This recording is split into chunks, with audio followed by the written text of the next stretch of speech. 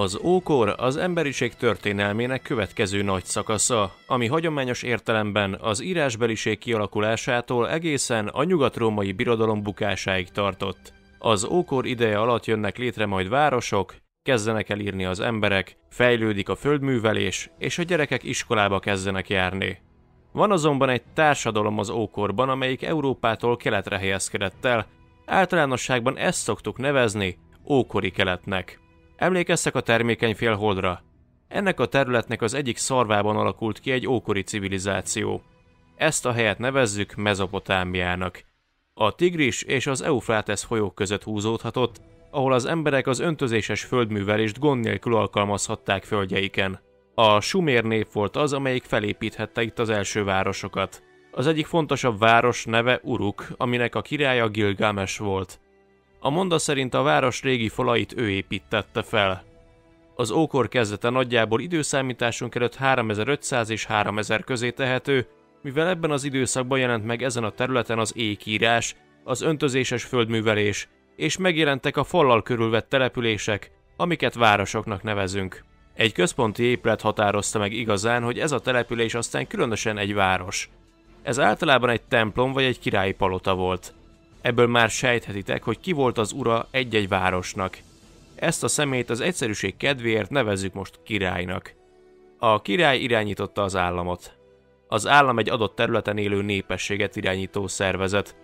Tehát egy városban az emberek életébe beleszólt a király, és ebben lelkes segítői a hadvezérek és a papok voltak.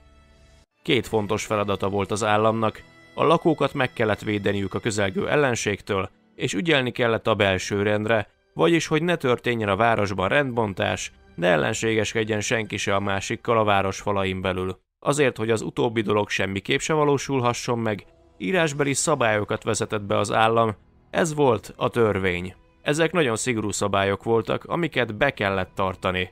Tehát az ókori Mezopotámia területén egy-egy állam nagyjából akkora volt, mint egy város. Na de mi van akkor, hogyha az uralkodó több várost is irányít? Na ez lesz a birodalom. A birodalomban több város, nép vagy ország felett uralkodik a király. Az öntözéses földművelés a folyóból elvezetett víz segítségével valósult meg, amit csatornarendszerek kiépítésével könnyítettek meg az emberek. Általában ezeket a csatornákat az uralkodó emberei hozták létre, a földművesnek meg ezért cserébe a termékeiből ajándékot kellett vinnie a templomhoz, amit úgy is nevezünk, hogy zikkurat.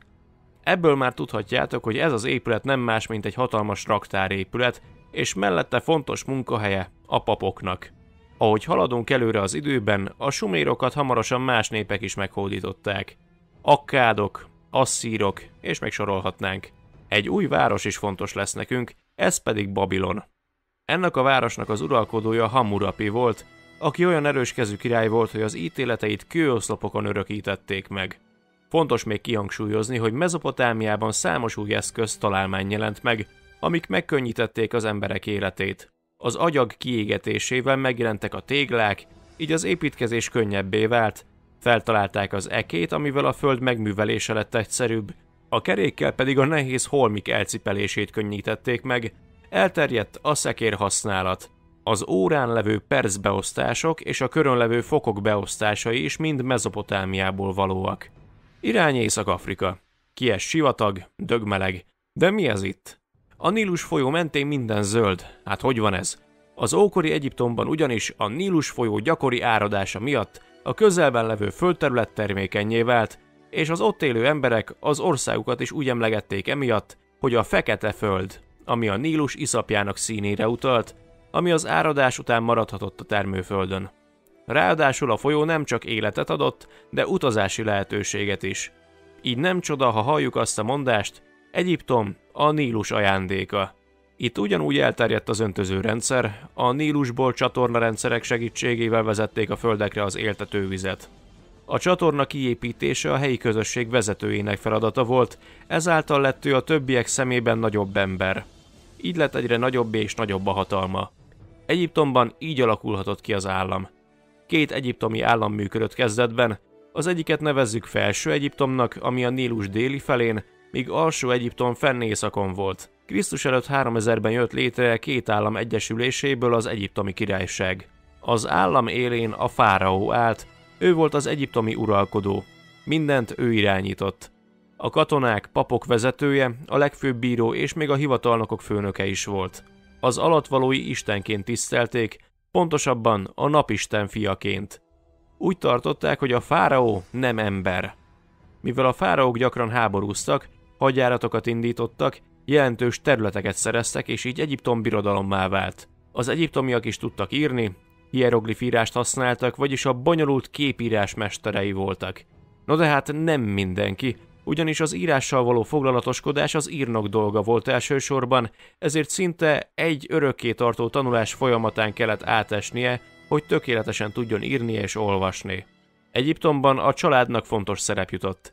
Tisztelni kellett a szülőket, no meg az időskorúakat. A hűséges feleséget, édesanyját a törvény nagyon erősen védte, a férje semmilyen ürüggyel nem válhatott el tőle. Azonban ha a nőt házasságtörésen kapták, akkor megkövezték, elégették. A férfiak dolgoztak, a nők a háztartást vezették, a gazdagabb gyerekek már korán iskolába jártak, míg a szegényebbek eltanulták apjuk mesterségét és lassan munkába álltak. A nőknek ugyanannyi joga volt, mint a férfiaknak, akár még fáraók is lehettek, ezt igazolja, hogy több nő is fáraó volt.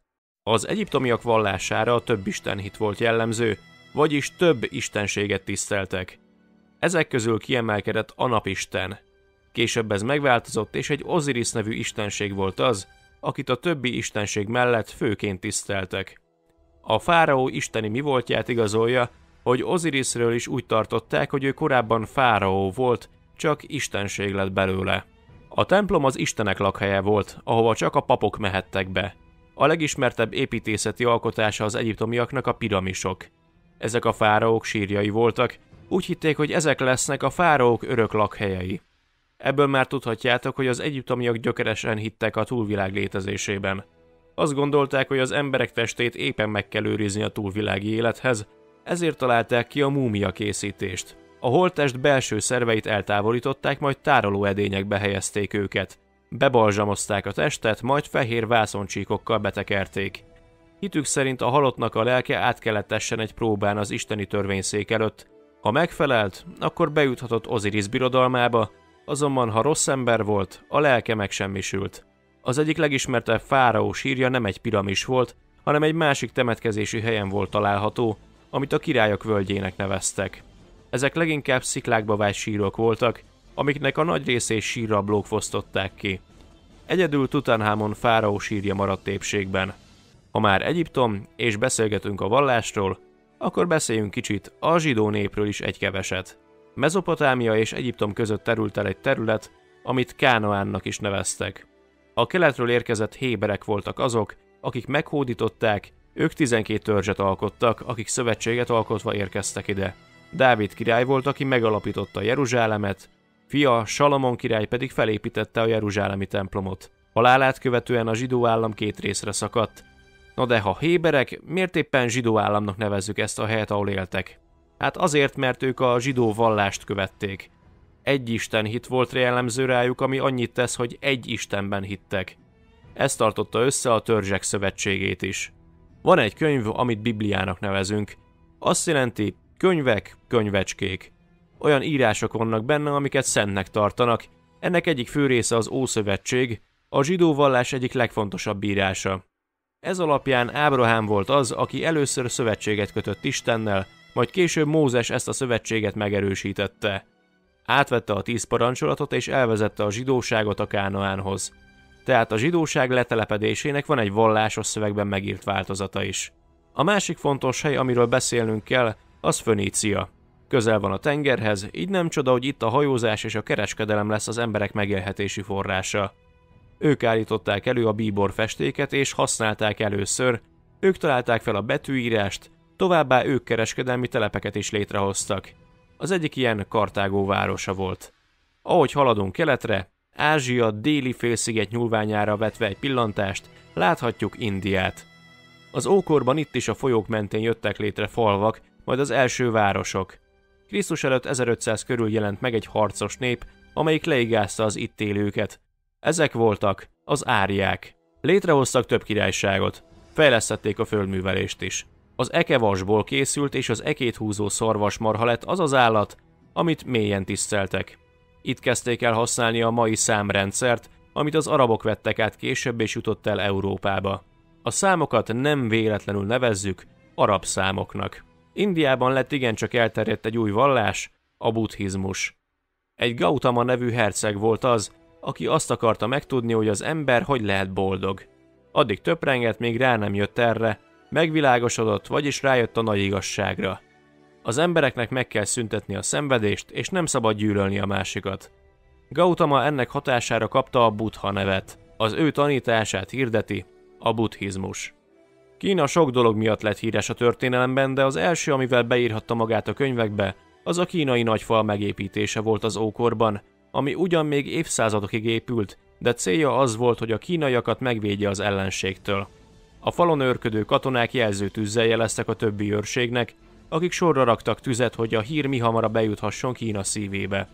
Az emberek itt elszigetelten élhettek a többi néptől, hiszen sivatagok, hegyek és dombok határolták ezt a helyet. A Sárga folyó és a Jangtsze mellett az öntözéses földművelés elterjedésével szintén települések létesültek.